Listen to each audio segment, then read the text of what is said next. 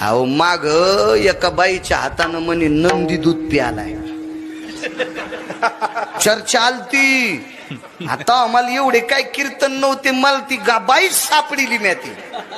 मी गेलो त्या बाईकडे, तिकिटाला पैसे नव्हते, घेतले एक जणाकडून उसने, आणि ती बाई सापडिली. त्या बाईला म्हणलं, बाई तुमच्या हातान म्हण नंदी दूध पेतू, मग मला काय साधं समजू तू काय? मी म्हणलं, बाई त्याच्यामुळेच गिरगावून आलो माय तुमच्या पाय पडायला, तुमच्या हातानं नंदी दूध पेतू. हो बाई, मालक 35 वर्ष झालं नवऱ्याला बोलत नाही. बाई मी म्हणलं, तो नंदी महादेवाचा नसन, त्यो नंदी हा बापा बोकडे खाणाऱ्या मसुबाचा असन. म्हणून तू या चंडाळणीच्या हातानं दूध प्यालाय.